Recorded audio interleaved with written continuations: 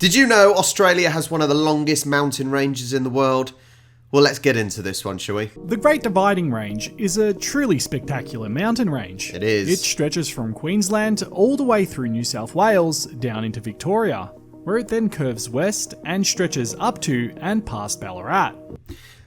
This image actually is quite a good one, because if you think, when we were in the Blue Mountains, for example, one of the thoughts was, imagine those first European explorers hoping to maybe make a route from east to west.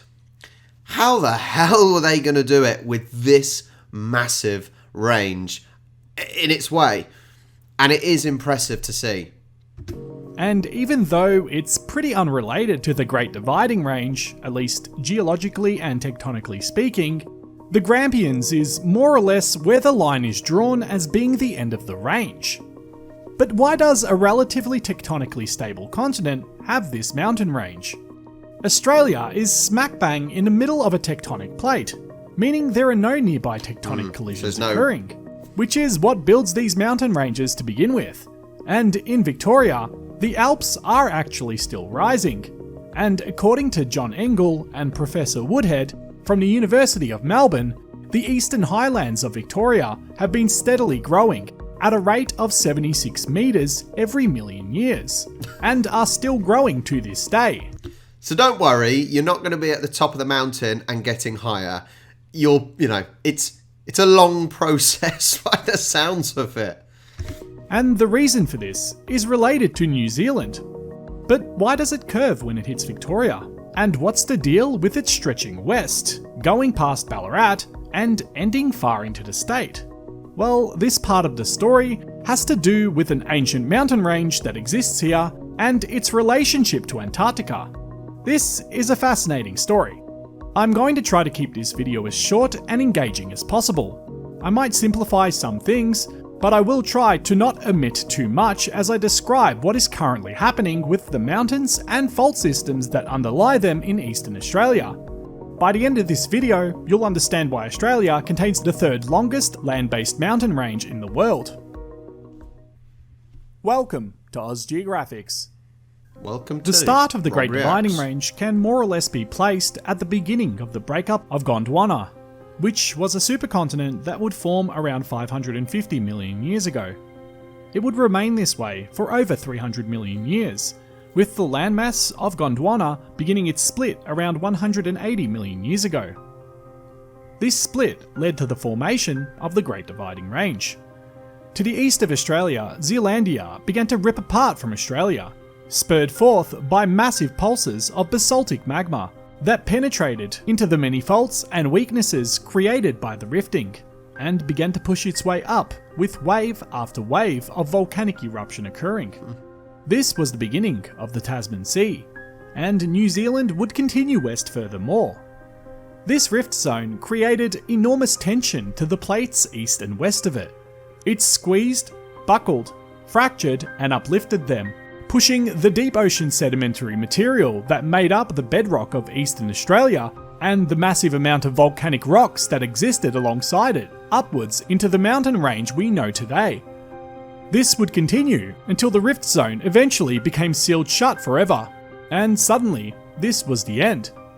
And really, this should have been the end for the Great Dividing Range if it wasn't for New Zealand undergoing incredible tectonic events. The dividing range could have been nothing more than tiny bulbous hills due to the erosion. But it isn't. Instead, the subduction event occurring in the North Island and the continental collision between the Indo-Australian and Pacific tectonic plates that is occurring and making up the majority of the South Island, along with yet another subduction zone occurring even more south to this, led to the preservation and continued uplift of the Great Dividing Range. I think that's incredible that actually, look, New Zealand isn't that close, really, in the grand scheme of things, but how the planet can shift so much and push from so far away, the fact that that line there is doing so much to the Great Dividing Range is incredible. If you watched my video on Victoria's most recent earthquake, you'd know that compressive stresses that are occurring in New Zealand are indeed being transferred through the crust, beneath the Tasman Sea, all the way to Victoria and beyond. The Earth is interconnected far more than people realise, and this connection has luckily led to the formation of a spectacular mountain range in a geologically stable continent like Australia.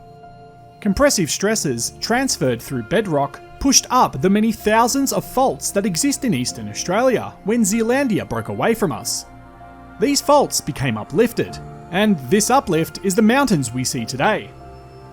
After the rift zone in the Tasman died out, the tectonic collisions that modern-day New Zealand is facing, which I suspect were the reasons the Tasman rift zone died out to begin with, are the reason the Great Dividing Range still exists today, and is still growing with each passing year. Moving on now, in Victoria, we have this curve. Why? This is the most fascinating part of the story for. But it is almost the shape of New Zealand, is it? New Zealand's got that arch that goes round, and that sort of seems to meet. If you've got Australia there, and then you've got New Zealand, that sort of angle at it. I'm thinking it might be due to that. For me at least, because the knowledge of it is to some extent new. Victoria was always mountainous, and it was like this many millions of years before the Great Dividing Range began life. Victoria's far west was once as high as the Andes, with the ancient Paleo-Pacific Ocean stretching as far as the eye could see. If you were standing on the Grampians, which actually didn't exist 550 million years ago when Victoria first began its life and transition from a deep sea to a mountainous, uplifted land, all you'd see was the ancient Paleo-Pacific Ocean in front of you, and behind you would have been massive, uplifted, volcanically dominated Andean-style mountain ranges. We had one tectonic collision that occurred after another, and these collisions slowly assembled both Eastern Australia, but more specifically Victoria bit by bit. And with each new section that was added, a new episode of mountain building would more or less accompany it, minus the odd minor rift event here or there. In the east, the Victorian Alps are definitely influenced by New Zealand's compressive stresses, and that's why the mountains there are pretty spectacular. But the Great Dividing Range stretches past Melbourne into an area known as the Central Highlands.